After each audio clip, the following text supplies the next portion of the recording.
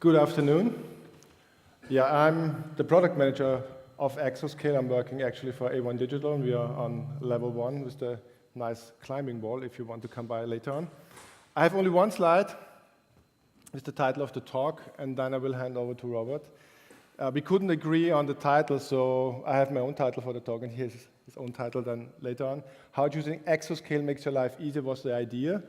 And as a program manager, I could talk half an hour about the product, but then I thought it would be much more interesting for you if you hear what the product is really good at from actual customer, and that was the second idea which we put into reality. So I want to welcome Robert on stage and taking over and talking about my product, how he uses it, and how he's satisfied with it or not so satisfied with it. Robert, take it from here. Okay. Thank you. Thank you, Hans. My name is Robert Šefr. I'm from a company called Whalebone. I would like to have just one really short, brief slide about what we do, just to frame how we use Exoscale for our operations. So we at Whalebone, we do DNS security. We work with DNS traffic to filter the traffic for threats, for malware, to filter out the incidents, the malware communication, the exploits, the infections. We use a lot of external threat intelligence, so we have to process a lot of external data. We process a lot of customer logs, customer incident information. Actually, we process several hundreds of millions DNS requests per day for the customers. And regarding the logs, if they go through the duplication, we process several tens of millions log events per day for our customers. So that's quite a lot, and we have to stay up for the whole operations, and we have to stay up for the DNS traffic, because you can imagine what happens if the DNS doesn't work for the customer. They are really unhappy because basically nothing works for them. So the challenges we had to solve, they are quite straightforward. So I chose one of the pipeline we process. It's a log collecting, it's a log processing, log storage, and log archival. So we have to collect somehow the logs from the customer premises from all over the world. So we do manage several more than 100 appliances on the customer premises, and they all report back to our cloud. It's running on Exoscale, and we process the logs. We have to store them, and we have to somehow give it back through an UI to the customer. So the log collection, the first challenge is to have it highly available. The log collector endpoint is pretty much simple service, just accepting the connections from the customers. However, if it runs on a single server, we would rely on the server's uptime, which is not really a good idea. So for this part, we use elastic IP from Exoscale, so we are able to share the IP address between several Exoscale server instances. So if one of our servers goes down, we are able to move the service through the elastic IP automatically to another instance, and all the instances are running the log collection service at the same time. So even if we do a maintenance, if we do upgrades, we are able to move the IP among all of these servers and to stay up from the point of view of the customer. There's another challenge with the elastic IP. The elastic IP wouldn't really work if we weren't able to manage where our cloud servers are actually running. Because if all our instances should run on single hardware, the hardware failure would mean all our virtual instances would go down. So for that reason, we use a feature called anti-affinity groups on Exoscale. Anti-affinity groups mean you can group up servers with the same purpose into a single group, and Exoscale manages for us. They distribute those instances between different hardware appliances, and should one of those hardware appliances go down, we can be sure there are some cloud servers still running. Actually, yes, it happens from time to time that there is some sort of hardware failure, hardware problem. Exoscale communicates it pretty fast, so we are notified there is a hardware failure. This instance is down. We are looking into it, and we can be sure there are the other instances from the anti-affinity group still running. So from what I can say, we didn't have any downtime in regards of hardware failure at Exoscale. So that was the first challenge, keeping the log collection up. The other challenge is the log processing. We have to,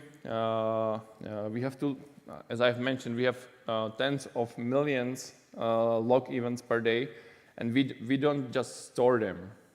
We have to process them in regards of data enrichment, in regards of evaluation. So one example, what we do, if we accept a log telling us, okay, there was a client trying to resolve a domain google.com, we ask our microservice, which is basically a neural network, is google.com somehow suspicious or not? And we do this for all the log events. So google.com obviously doesn't look like very, very suspicious domain, but there are many random domains in the traffic we evaluate as suspicious, and we have to ask for all of those. We have sent all of those to the microservices. So we have to scale, and we have to keep the log processors up. For that reason, of course, it's quite simple. We can use the load balancer. Okay, quite easy. So we have a log processor based on Logstash in here. Logstash is communicating with several microservices, also through a load balancer. And so there's a service creep. A lot of new services. We have to pop up new one for any other microservice. So we have quite several tens of microservices, even just for the log processing. Managing this would be quite cumbersome. So we decided to go with Docker to manage the microservices. That's pretty obvious, but we had to choose something to manage the Docker itself, because Docker itself, it's not a solution for the orchestration overall. So we chose Rancher. I'm pretty happy with the overall easiness of using Rancher. So we are orchestrating all the instances with Rancher. And for our rather small team, we are like 15 people at the moment.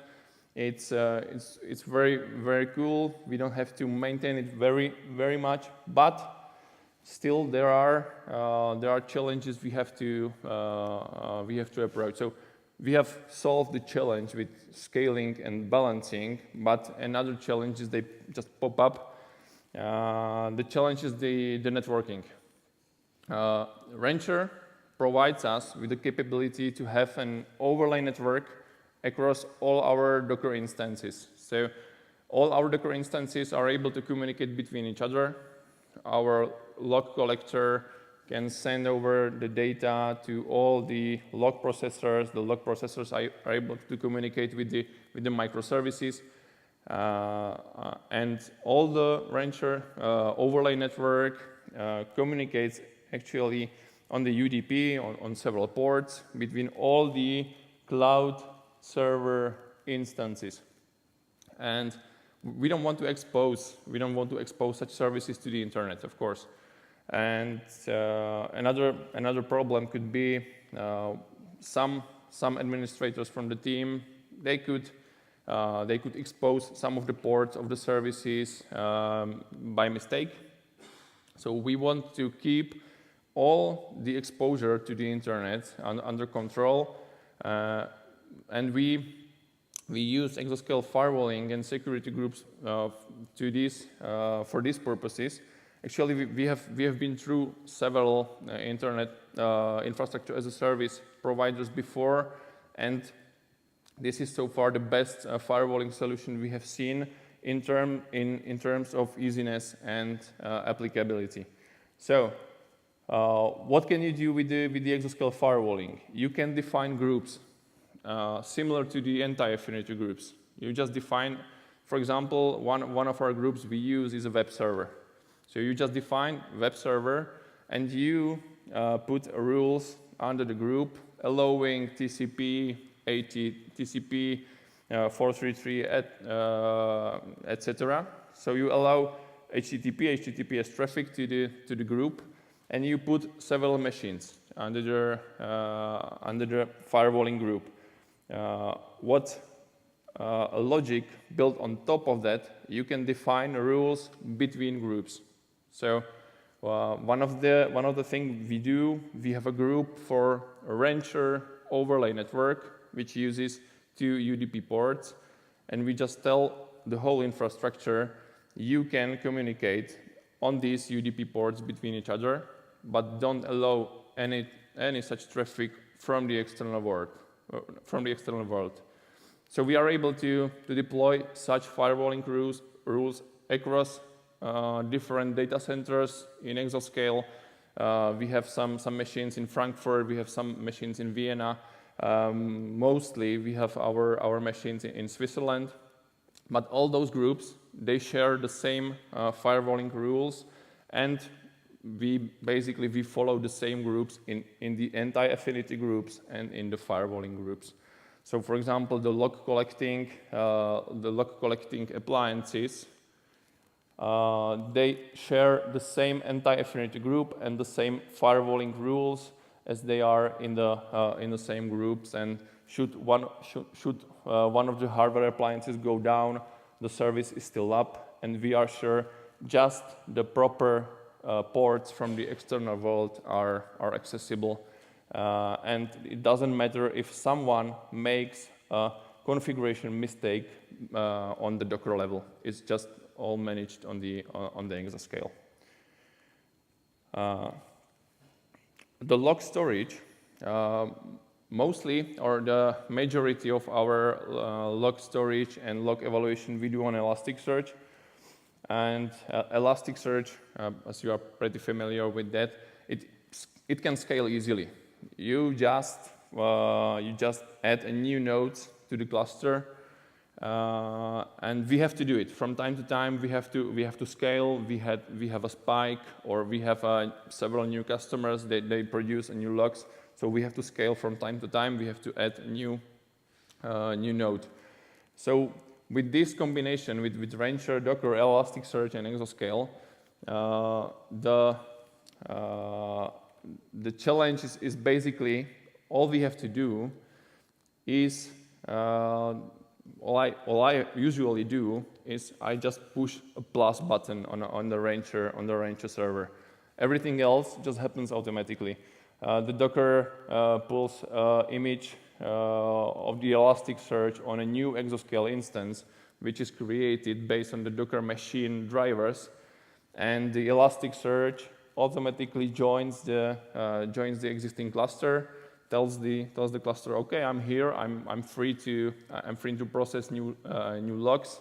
Just give them to me, and it just works. I really love this combination with Elasticsearch. We are able to scale in terms of seconds or minutes.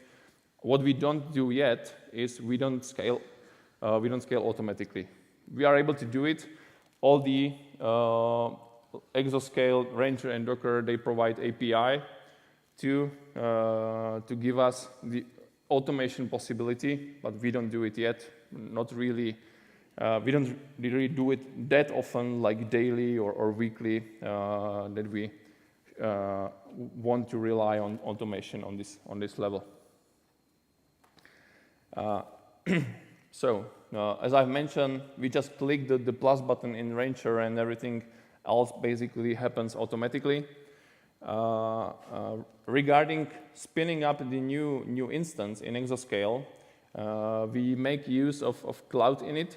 Exoscale provides us with possibility of using cloud-init, which basically is configuration for a new server, including scripts that should be run after spinning it up. So if we spin up a new machine in Exoscale, it automatically installs Docker, it automatically installs a Rancher agent. It is put into a proper Rancher group, which is in this example, it's an Elasticsearch label, and a new machine with Elasticsearch label automatically spins up a new Elasticsearch node. So with the cloud-init and Exoscale, we are really able to do it everything with the plus button. And last but not least, the data we have in Elasticsearch, we provide to our customers just let's say last month as an active Elasticsearch indexes, so they can browse through the last month of their log data, but we are obliged to store a much wider period to them. So we have to snapshot. We have to archive the logs for them for a much longer period.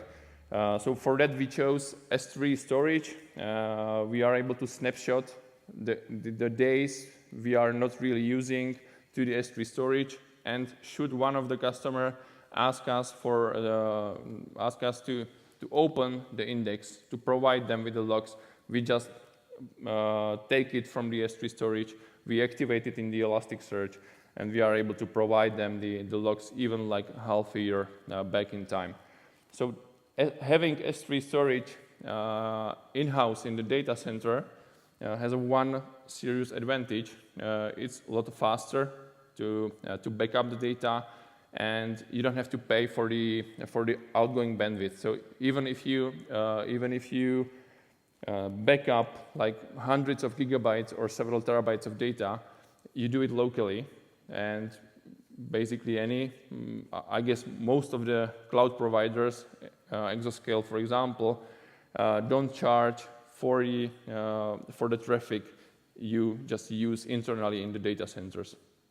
So S3 storage for us, for managing the Elasticsearch snapshots and having all the data backed up on a persistent storage managed by the cloud provider. We don't want to manage S3 storage.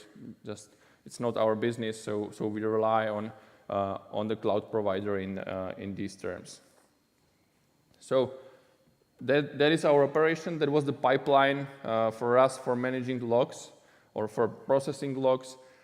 We do a lot of similar pipelines, and all this we are able to process through Docker with Elasticsearch, and thanks to Exoscale scalability and management through the UI and API. So that's all from me. Yes.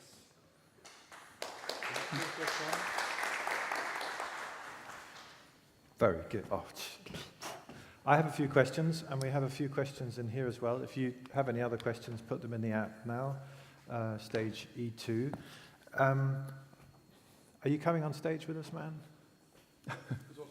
Okay, well, we're going to talk about you. With all of this, is saying, well, it's easier for you to use services with Exoscale. How much personal interaction is with them there? With Exoscale? Yeah. Yeah, we use their support. Yeah. So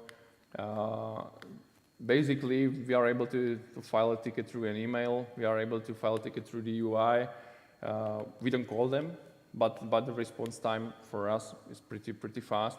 And it's not just about support. We are talking about new features with them. Yeah. I like it. But is the basic service for Exoscale off the shelf? I mean, can I just go and log in? Like, come on. Yeah. Are you still Hans. switched on? Yes, Yes? still on. Yes? Is he still on? Good. So how does that work from your side? You basically go to a website, you put in email address and password, and if you come by our booth, you get a voucher, then you can start the service. Yeah. Otherwise, you can use PayPal or a credit card like any other cloud vendor. You can do that. And in less than a minute, you can start your first server. It's that easy. But you also said that it's easier for you to use the S3 services through Exoscale than use your own or to use other ones. But, I mean, is that a price factor as well? I know it's faster and this, that, and the other, but... The price, I don't think that the price, like, I don't think there are differences between the cloud providers. Amazon would be a bit more pricier, but on the other hand, the S3 are comparable. So it's performance first and foremost? Yeah. Because you know it's happening inside the Exoscale infrastructure. Great, okay. Do you use Docker Swarm? Not really. We use, okay. We want to see you. We want you in the light so that we can take photographs. We use the Rancher kettle at the moment. So we use the native Rancher Docker orchestration. We are looking into Kubernetes to the future. As the Rancher 2.0 really focuses on Kubernetes, so we don't use Docker Swarm. We are happy with the Rancher kettle. It's easy, it's working, so we weren't forced to try Swarm. We tried Swarm, but the kettle works great for us. Is he a typical customer? He's the best customer. He's the best customer. You do have to say it. We can switch his microphone, or we can cover his ears or something. But is that your speciality? I mean, we talked just briefly before the talk.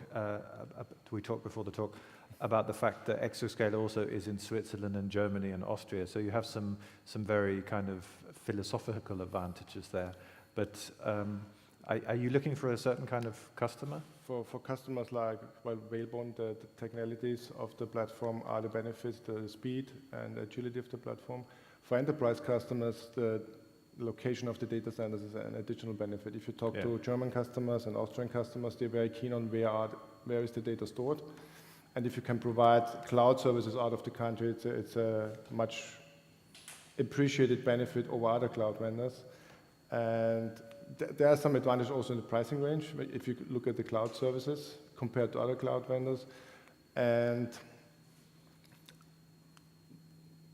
delivery, latency stuff, if you operate with customers within the European area, is also an advantage because we are close by to the customer. Yeah. So the location is also key in that discussion. Okay, let's take a couple of questions here then. Most people choose Kubernetes as containers orchestrator. Why did you choose Rancher? Well, who wants to answer this? I will. We have tried out Kubernetes at the beginning in our decisions. It was at that very moment. We started with Docker Cloud at 3 years ago. We weren't happy with the stability, so we switched to Rancher. We tried out Kubernetes. It was too complicated for management at that point for us, so we really didn't want to focus the orchestration. And Rancher with the kettle type of orchestration was the easiest one, and it really worked. Now Rancher is switching fully to Kubernetes. I guess we will switch also, as Rancher is providing us with a really easy orchestration. For example, basically I'm the only one orchestrating the Docker. We don't have like a dedicated team. Okay, then there's a question here to you at Whalebone, because you're a DNS security provider. Mm-hmm. Can you answer that one there? The DNS via Anycast. Our customers, they don't rely much on our cloud service. They mostly rely on the software, on our resolvers running at their premises. So we are not forced to use any CAS because we use the cloud DNS resolvers mostly for some POCs or for some demos, but the real deployments, we are running the DNS resolvers at their premises, and the technology we use is a NOT resolver. I guess we have compared Power DNS, we have compared Bind, we have compared Unbound and NOT resolver. NOT resolver works best for us as in terms of the modularity and in terms of support for the newest algorithms, in terms of GNSSEC, etc. I guess you are aware with Cloudflare and the service 1111, the newest privacy-aware resolver. They are also running NOT resolver, for example. So we use NOT resolver. We don't use DNS dist. Okay, good. Are you using S3 service on premise? No. In cloud, in Exoscale. So we don't manage our own S3 service, solely the Exoscale one. Okay. Do you offer serverless, or do you offer or do you use it? Okay. I guess this is to Exoscale, right? Mm-hmm. This is more on Exoscale. But I can answer the second part. Exoscale doesn't provide us with Rancher. We are running our own Rancher instance on the Exoscale cloud server. So you're quite agnostic about what the customers use? Yes, we are pure infrastructure as a service provider, so we provide compute and storage. Yeah. And we are extending the core feature set in this year that is more suitable for enterprise customers. And we developed a concept we call add-ons. So yeah. So they just pick what they want? Yeah. Very good. Now what about the data privacy certification? Of course it's a big thing, but is this something particular to you, like Telecom is doing?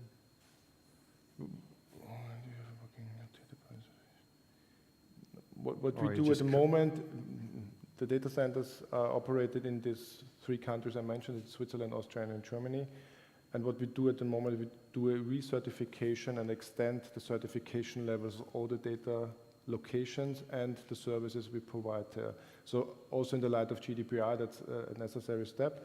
And we take it a step further. We also consider or have in our pipeline local certification like Austrian Cloud, Trusted Cloud for Germany, Star Audit, which is a European certification. The initial certification was based on CSA, it's an American framework. So that's comparable with other cloud providers. They use similar frameworks or the same framework. And because we claim to be the European cloud provider, so we focus more on the local certification standards as we focus on local data security, data privacy, because that's what differentiates us from. That's very much part of your product, isn't it? It's what it is. Yeah. Right. Okay. Right. I think this is the last question. Then we'd actually managed to deal with all of them. The Amazon question. The Amazon question is a great one. No, we don't rely in any way on Amazon. Anything we make it easier for customers. Our object storage is S3 compatible. That means if you know how to use S3 storage from Amazon, like via APIs or the tool set or any tools you use in that scenario, you keep your knowledge, you can keep your tools and work against the storage. In the back, the storage it's our own design, it's its own development. And we just released the second version of our object storage at the beginning of the year and rolled it out to all the data locations. So we doubled the capacity in our enclosures. That's why we could also drop a little bit the price point for storage. That's what he likes to hear. So let me just wrap this up. I know you've heard it 1,000 times already, but the whole question with GDPR was basically bringing everybody up to speed with things that were already standard. I guess you could have been grateful for that. It's good for you, isn't it? From my point of view, like our customers, they were a bit worried about us using cloud.